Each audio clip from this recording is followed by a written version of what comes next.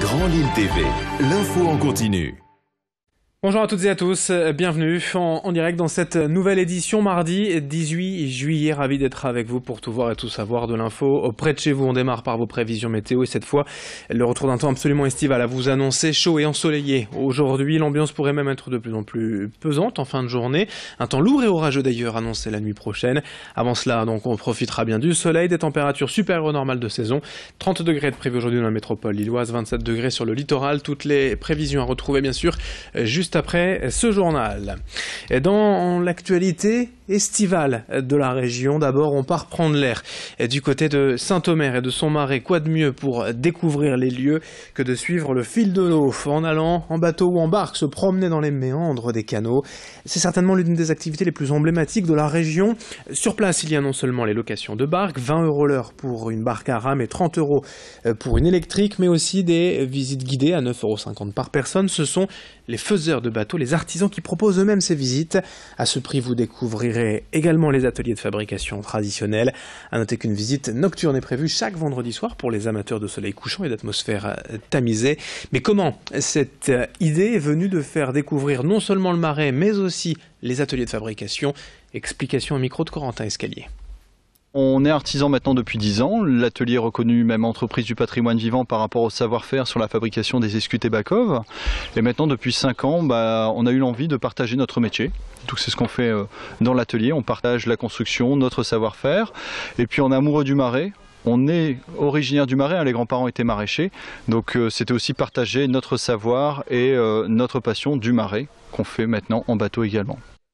L'actualité de la région, c'est cette étude de l'INSEE publiée récemment quant à l'évolution de la population française, région par région d'ici 2050. Le principal résultat concernant les Hauts-de-France, c'est que la région passera de la 3e à la 5e place en termes de densité de population derrière la Nouvelle-Aquitaine et l'Occitanie, avec toujours bien sûr l'Île-de-France et la région Rhône-Alpes-Auvergne en tête. Selon l'INSEE, en 2050, nous serons alors près de 6 200 000 habitants. Le constat à retenir, c'est bien que la population augmentera encore dans les Hauts-de-France d'ici les prochaines dizaines d'années, mais moins que dans les autres régions. 4,3% pour la population régionale de hausse jusqu'en 2050, plus de 12,5% en France, un chiffre qui est en fait largement pénalisé par les mouvements migratoires défavorables à la région. Il y a plus de départs que d'arrivées dans les Hauts-de-France. La région restera toutefois la deuxième, la plus jeune, même si en 2050, les plus vieux, les plus de 65 ans commenceront à détrôner les plus jeunes, les moins de 20 ans. Retour en détail sur cette étude avec le directeur régional de l'INSEE au micro de Xavier Silly. Nous avons 1800 centenaires. À l'horizon 2050, c'est 12 000. Donc ce n'est pas des chiffres très importants, mais forcément, c'est des personnes qui vont arriver avec un état de santé pas forcément évident, et donc il y a vraiment besoin de les accompagner, à la fois pour ces personnes, ces populations, et on peut le voir dans le territoire, à certains territoires, en dehors des villes, il y a des difficultés d'accès aux soins.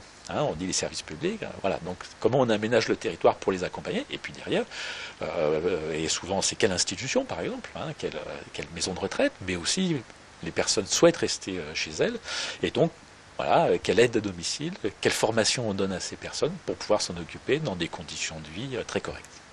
L'été dans la métropole lilloise, nous prenons des nouvelles du zoo de Lille quelques mois après plusieurs réaménagements au printemps et sa réouverture payante au public en mai.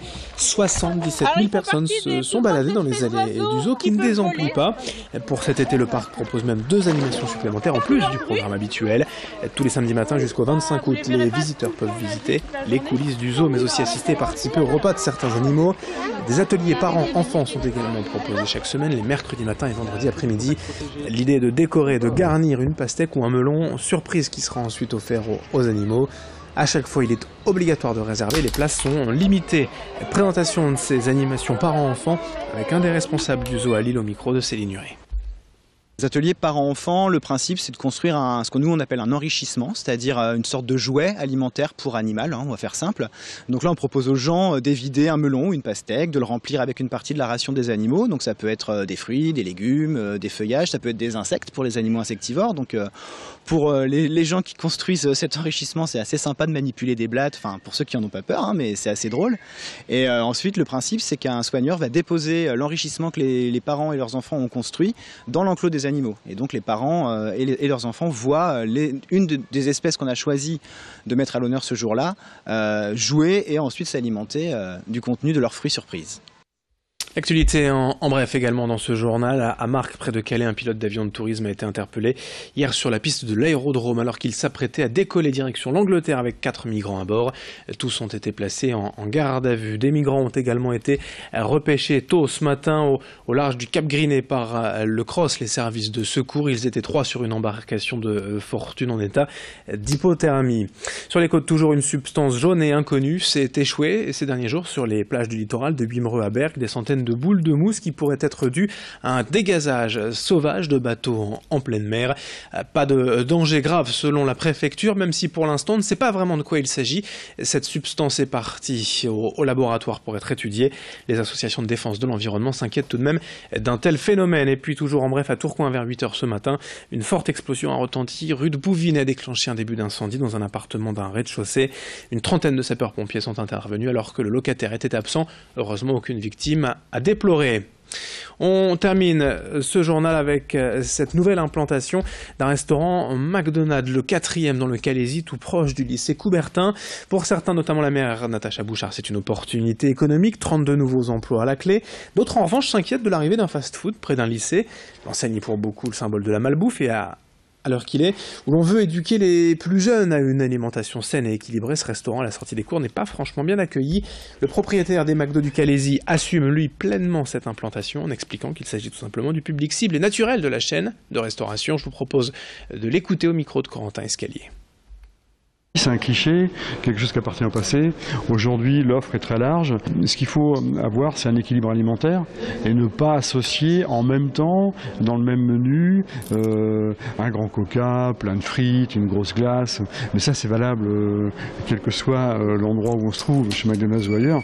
Il faut avoir, comment dirais-je, une répartition calorique bien construite, quoi. Voilà. Et c'est la fin de cette édition. Merci à vous de l'avoir suivi. Merci de votre fidélité. Dans un instant, moins de 30 secondes à suivre vos prévisions météo du jour avec une belle après-midi ensoleillée pour tout le monde. Une dégradation quand même annoncée dès demain dans la région. Et puis lors du prochain quart d'heure, d'autres infos, d'autres images de l'actualité régionale.